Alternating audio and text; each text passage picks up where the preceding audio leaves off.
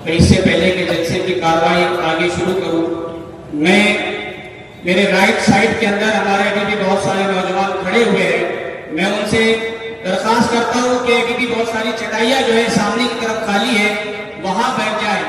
बराए मेहरबानी यहाँ के प्रोग्राम एक एहतजाजी प्रोग्राम है, हमें जो है इस बात को बताना है कि मुसलमान अपना एहतजाज भी जो है उसूल का पाबंदी के साथ करता है। इस्लाम ने जो है हमें डिसिप्लिन सिखाया है। आज के प्रोग्राम सिर्फ बयानबाजी या तकरीर का नहीं है, बल्कि एक एहतजाजी प्रोग्राम है और हमें हुकूमत को बताना है कि हम इस प्रोग्राम के अंदर जो है इस काले कानून के विरोध के अंदर आए। अगर हम इस प्रोग्राम को जितना डिसिप्लिन के साथ करेंगे तो इंशाअल्लाह ये हमारा एहतजाज तारीख में दर्ज किया जाएगा। मोहतरम हज़रात, ये एक रोशन हकीकत है कि जिस तरीके से एक चमन के लिए माली का होना जरूरी है और एक कारवा के लिए मेरे कारवा का होना जरूरी है। अगर चमन का माली ना हो तो वो चमन वीरान हो जाता है और अगर कारवा के लिए मेरे कारवा ना हो तो वो कारवा जो है मंजिल मकसूद तक नहीं पहुंचता है। इसी तरीके से किसी भी जलसे को कामयाबी की मंजिल तक पहुंचाने के लिए एक सदर जलसा का होना जरूरी है।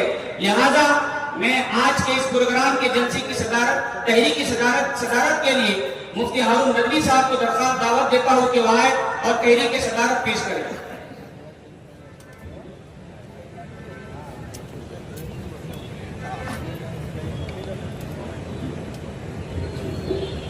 अस्सलामु अलैकुम व रहमतुल्लाहि व बरकातुहू। दोस्तों, आज का ये अजीम शान एहतजाजी इजलास, आप जानते हैं कि इस जालिम सरकार ने एक काला कानून हम पर थोपने की कोशिश की है, लेकिन all India Muslim personal board की हिदायत और पूरे मुल्क में अल्हम्दुलिल्लाह पूरे भारत में जगह जगह एहतजाजी इजलास हो रहे हैं और अवाम नास को बताया जा रहा है कि ये काला कानून किस तरीके से जालिमाना कानून है और किस तरीके से हमारे हुकूक को और वक्फ की अराजी को छीनना चाहता है। तो आज इसी मौके पर जलगांव शहर में भी एक अजीम शान एहतजाजी इजलास मुनक्किद किया गया है।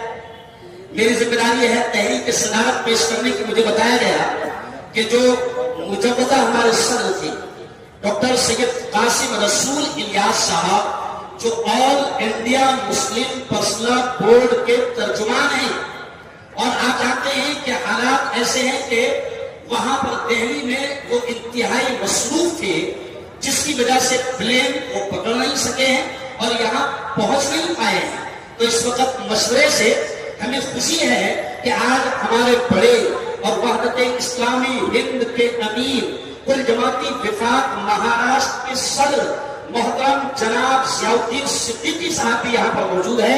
मैं आज के इस इजलास की सदारत के लिए मोहतरम जनाब ज़ियाउद्दीन सिद्दीकी साहब के नाम का ऐलान करता हूँ और ये भी आपको बता दूं कि हमारे मुजव्वदा सदर डॉक्टर सैयद कासिम रसूल इलियास साहब आखिर में 9 बजे से लेकर 9:15 तक उन्होंने एक वीडियो भेजी है इस इजलास के लिए।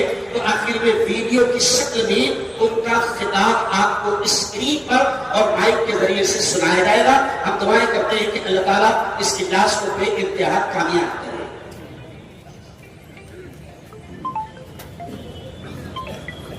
बिस्मिल्लाहिर्रहमानिर्रहीम।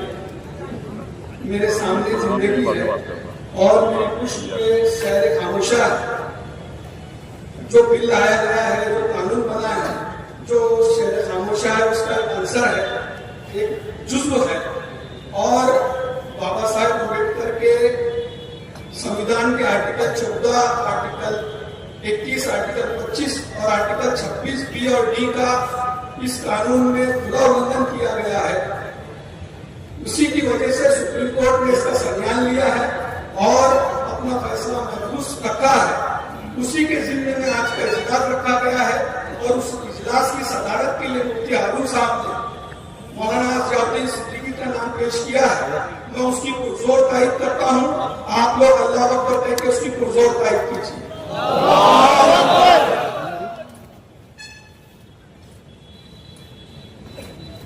मैं एक मरतबा फिर लेफ्ट साइड राइट साइड के अंदर जो नौजवान खड़े हुए हैं और झाड़ के पास जो खड़े हुए वो बड़ा मेहरबानी साथी की तरफ बैठ जाए। माशाअल्लाह अभी भी बहुत सारी जो है जगह खाली है। इसी तरीके से तहरीक की सदारत के बाद अब मैं आज के इस अजीम शाह इजलास से हाथ की गैर को पेश करने के लिए मुफ्ती रबी साहब को दावत देता हूँ कि वह आए और इस प्रोग्राम की गैर को पेश करें।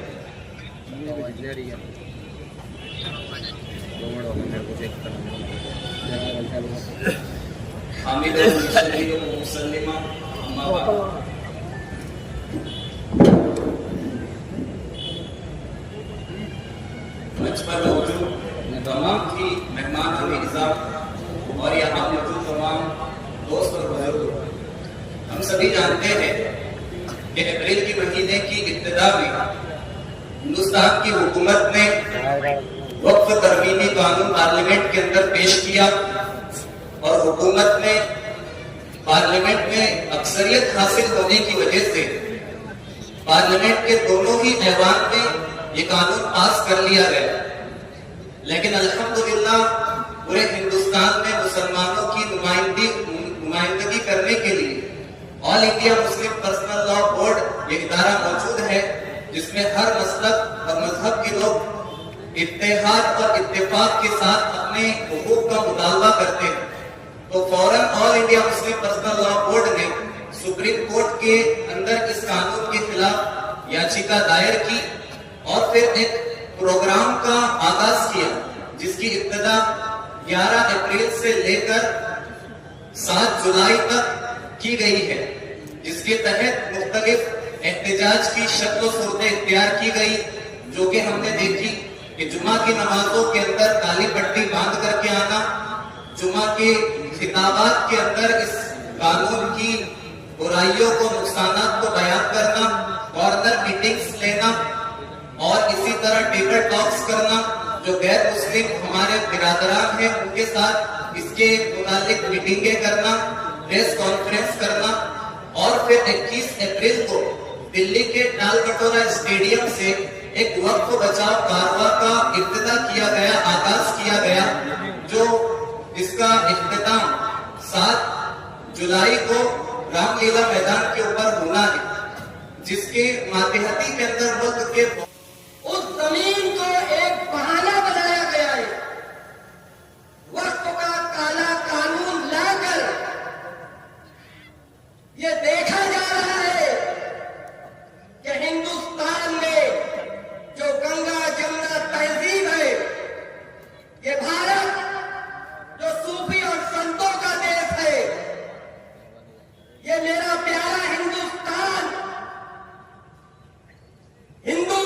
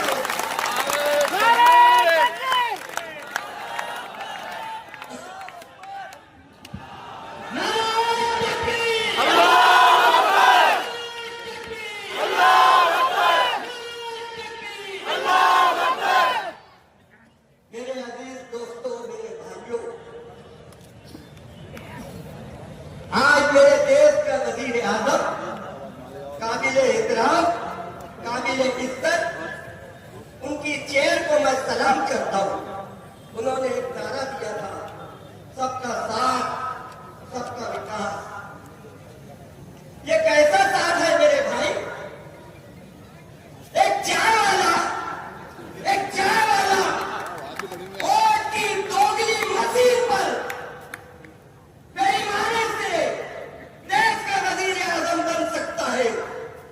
वोट की मशीन का नाजायज इस्तेमाल करने की वजह से एक तरीकार वजीर दाखिला बन सकता है। मुसलमानों से उनकी शनाख्त छीन ली जाए, उनकी पहचान खत्म कर दी जाए। वो आए दिन इस तरीके के जालिमाना कानून लाती है। आपने देखा कि सबका साथ सबका विकास का नारा लगाने वाली हुकूमत ने शहरी कानून पेश किया ताकि हमारी शहरियत छीनी जा सके। आप सबने मिलकर उस कानून के खिलाफ जोरदार एहतजाज किया। हमने बबाई में दुआल उस वक्त कह दिया था कि पैदा यही हुए हैं, यहीं पर मरेंगे हम। पैदा यही हुए हैं, यहीं पर मरेंगे हम। वो और लोग थे जो कराची चले गए। लिहाजा उस कानून की धार को हुकूमत को कमजोर करना पड़ा। हुकूमत ने फिर ट्रिपल तलाक कानून पास किया। बुर्का पहनाकर औरतों को सामने लाया गया कि ये औरतें इस्लाम के निजाम तलाक के खिलाफ है। इस्लाम तो बहुत सीधी सी बात कहता है कि ये अल्लाह का कानून है, जिसको मानना है माने, जिसको न मानना हो ये तलाक का ऐलान कर दे। और सारी दुनिया ने देखा वो बुर्के महजबीरों के नहीं बल्कि वो उन लोगों के थे जिनके चेहरों पर दाढ़ी मूछ थी। कुछ फिरका परस्तों को बुर्का पहनाकर मुस्लिम खवातीन बावर करवाने की कोशिश की गई। इस वक्त हुकूमत ने एनआरसी, सीएए, ट्रिपल तलाक से भी ज्यादा संगीन कानून इस मुल्क में पेश किया है ताकि मुसलमानों से पूरी तरह उनकी मजहबी शनाख्त खत्म कर दी जाए। हम क्यों इस कानून के खिलाफ हैं? ये बदकिस्मती से मैं ऐसा कह सकता हूं कि ये इस मुल्क की बदकिस्मती है, ये शोकांति का है इस देश की कि एक ऐसा होम मिनिस्टर, एक ऐसा लॉ मिनिस्टर, एक ऐसा प्राइम मिनिस्टर उनको मिला है जो पार्लियामेंट में इंसाफ के मंदिर में बैठकर झूठ बोलता है और कहता है कि हमने मुसलमानों की भलाई और खैरखाई के लिए कानून लाया। ये जिन लोगों ने पार्लियामेंट के दोनों ऐवानों में होने वाली बहस को सुना होगा, इस तरीके से मुनज़्ज़म अंदाज में बीजेपी ने अपने सारे एमपीज को रोल दिया था। वक्त पर जब गुफ्तगू हो रही थी ऐसा लगता था कि मुसलमानों के इस मुल्क में सबसे बड़े खैरखा अगर कोई है तो वो ये फिरका पर साहिब इख्तियार, डिवाइड एंड रूल वाली पॉलिसी चलाई गई। पार्लियामेंट में कहा गया कि हमने ये वक्त कानून इसलिए लाया है कि जो अशराफिया है और अरजाल है, जो पसमानदा है और पेशमानदा है, जो नीची जाते हैं और जो ऊंची जाते हैं, इनके दरमियान जो तफरीक है हम उसको खत्म करना चाहते हैं। ये ऊंची जात के लोगों ने औकाफ की प्रॉपर्टी पर कब्जा करके इन गरीबों को महरूम कर दिया है। हम औरतों को, गरीबों को, वंचितों को उनका हक देना चाहते हैं। मौलाना हुसैन अशरफी साहब सही कह रहे थे कि इस मुल्क का हिंदू फिरका परस्त नहीं। आपने देखा कि 283-84 एमपीज ने जहां इस बिल के हक में वोट दिया, अल्हम्दुलिल्लाह 234 एमपीज वो भी थे जिन्होंने इस बिल को मुस्तरद करने के लिए वोट दिया। और शायद आपको पता होगा कि पार्लियामेंट में हमारे कुल 24 मुस्लिम नुमाइंदे हैं और बदकिस्मती से वो 24 के 24 भी हमारे साथ नहीं थे। कुछ दाएं थे, कुछ बाएं थे। 220 से ज्यादा गैर मुस्लिम एमपीज ने मुसलमानों के खिलाफ की जाने वाली इस नाइंसाफी के खिलाफ वोट दिया और रात में 2 बजे तक 3 बजे तक डटे बैठे। है क्या? ये कहते हैं कि हम कानून को बचाना चाह रहे हैं, इसको मजबूत करना चाह रहे हैं, इसकी इनकम को बढ़ाना चाहते हैं, इसके जरिए गरीबों को हम फायदा पहुंचाना चाहते हैं। कैसा प्रधानमंत्री मिला है इस देश को जो अपने शहरियों की जिंदगी को अपलिफ्ट नहीं करना चाहता है, ताना देता है। हमारे प्रधानमंत्री ने कहा कि अगर वक्त की जायदादों का सही इस्तेमाल होता तो मुसलमान पंचर में बना रहे होते। आपको मालूम होना चाहिए कि इस मुल्क का मुसलमान भी आपकी जिम्मेदारी है, आपकी रियाया है। इतने बड़े ओहदे पर बैठकर ऐसे अल्फाज इस्तेमाल करना ये मुल्क की बदकिस्मती है। आप कहते हैं कि आप वक्त की हिफाजत कर रहे हैं, लेकिन हाल ये है तकरीबन 1.5 से पौने 2 लाख और 2 लाख के करीब ये 2 लाख करोड़ की जायदाद है मुसलमानों की, जो उन्होंने खून पसीने की कमाई से हासिल करके अल्लाह के लिए वक्त किया। और मुफ्ती साहब ने जैसे बताया कि 1923 में, 1954 में, 1995 में, 2013 के अंदर इसमें अमेंडमेंट किए गए, कानून बनाए गए। लेकिन 2014 के बाद जब ये पॉलिटिकल रिजीम आई है उसने पूरे नक्शे को बदल दिया। इंतकाम की एक ऐसी हवस इनके दिलों के अंदर है, ये इनकी जबानों पे है, उससे ज्यादा दिलों के अंदर। ये कानून के जरिए से इंतकाम ले रहे हैं। और किससे इंतकाम ले रहे हैं? मुगलों के जमाने की कहानियां सुनाकर उस गरीब अब्दुल से इंतकाम ले रहे हैं जो इस वक्त जमीन पे पंक्चर बना रहे हैं। और ये बात भी हमें कहने की जरूरत है, ये अब्दुल जो पंक्चर बनाता है ये रिस्क हलाल की तलाश करके हासिल करता है। गरीब होने के बावजूद किसी का माल लूटता नहीं है, किसी के प्रॉपर्टी पे लाभ नहीं करता है। और दुनिया का सबसे ज्यादा दौलतमंद इंसान बॉम्बे के अंदर यतीमों की दी हुई जमीन को, यतीमों के लिए दी हुई जमीन को अपना घर बना के रह रहा है। क्या जवाब देंगे ये लोग? ऐसे कई बैंगलोर को बना सकते हैं, लेकिन दुनिया देख रही है कि यतीमों की जमीन पर इंक्रोच कर जो लोग बैंगलोर बनाते हैं वो आज अब्दुल को पंक्चर बनाने का ताना देते हैं। गलतफहमियां पैदा की जाती है, गलतफहमियां पैदा की जाती है कि देखिए वक्फ बोर्ड ने ऐसा किया, इसमें करप्शन हो रहा है, इसमें माफिया लोग बैठे हैं। भाई साहब, वक्फ और वक्फ बोर्ड में फर्क है, इसको हमेशा समझिए कि वक्फ अलग चीज है और वक्फ बोर्ड अलग चीज है। मौजूदा कानून वक्फ को खत्म कर रहा है,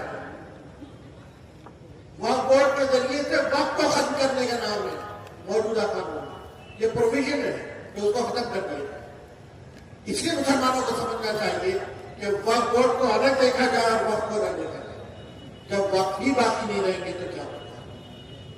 आप क्या समझते हैं? ये मस्जिदें वक्फ के तहत नहीं है, ये कब्रिस्तान वक्फ के तहत नहीं है, ये आशूर खाने वक्फ के तहत नहीं है, ये दरगाहें और खानकाहें वक्फ के तहत नहीं है। अगर वक्त खत्म हो जाएंगे तो सब इनकी बारी भी आएगी। सबरकर और बखारा के अंदर मस्जिदें खत्म हुई है वक्त के खत्म होने के बाद। हुकूमत ने वक्त को खत्म किया और फिर मस्जिदों के नंबर लगाए, फिर कब्रिस्तानों के नंबर लगाए। और आप सब जानते हैं कि ये कानून नाफिज होता है जो बहुत उम्मीद का नाम दिया जा रहा है। ये उम्मीद है, ये नाउम्मीदी पैदा करेगा मुसलमानों के अंदर। मुसलमानों के जिंदों को नमाज पढ़ना मुश्किल हो जाएगा और मुसलमानों के मुर्दों को दफन होना मुश्किल हो जाएगा। ये मस्जिदें जब मुसलमानों के हाथ से चली जाएगी तो नमाज कहां पढ़ेंगे मुसलमान? घरों में पढ़ेंगे। और मस्जिदें जब खाली रहेगी, वीरान रहेगी, तो ये कहा जाएगा कि ये पर्पस फुलफिल नहीं कर रही है, ये अपने मकसद को पूरा नहीं कर रही है, इसलिए इसको हराज कर दिया जाए। जिस तरह सेंट्रल एशिया के अंदर हुआ और मस्जिदें नीलाम कर दी जाएगी। लेने वाले अंबानी और अडानी होंगे, ये लोग इन मस्जिदों को खरीदेंगे अपने मकासद के लिए, कारोबार के लिए। और उसको अस्तबल शराब खानों, होटलों के अंदर तब्दील करें। ये वक्त आने वाला है मैं इसके अंदर। ये कानून में जिस तरह जकाबंदी है, ये हमें उस तरफ ले जा रही है कि हमारे हाथ से मजीद ले जाए। ये हजारों हजारों एकड़ जमीन जो कब्रिस्तान की है, ये बड़े बड़े ठेकेदार खरीदेंगे, और अगर कब्रिस्तान का स्टैंडर्ड बाकी रखा भी रहेगा तो ये 2.5/6 की जमीन को लाखों लाख रुपए में बेचेंगे। मुर्दे बाहर रखे जाएंगे जब तक उसकी कीमत वसूल नहीं होगी, कोई गरीब का मुर्दा उसमें दफन नहीं होगा। ये दिन आने वाला है। ये कानून में वो प्रोविजन रखे हैं जिसके नतीजे में ये सब हो रहा है। तो ये गलत फहमी हमें दूर करनी चाहिए कि वक्फ बोर्ड जो है वो वक्फ है, वक्फ अलग चीज है, वक्फ बोर्ड अलग चीज है। वक्फ बोर्ड गवर्नमेंट ने बनाया है।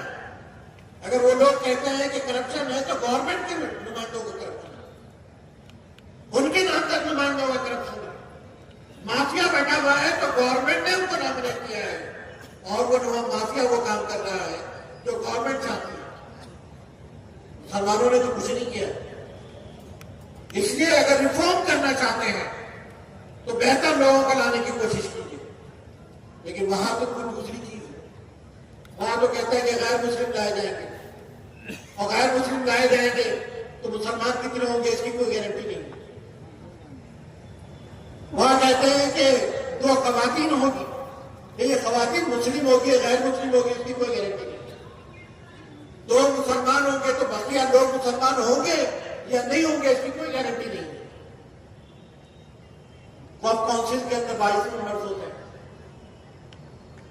उसमें अक़लियत उमूर का जो वजीर होता है वो भी होता है, उसमें सरकारी नुमाइंदे और कारिंदे भी होते हैं, एक्स ऑफिसर मेंबर्स भी होते हैं। तो गवर्नमेंट किन लोगों को नॉमिनेट करेगी? जाहिर है कि इस वक्त जो अक़लियती उमूर के वजीर हैं वो तो गैर मुस्लिम है।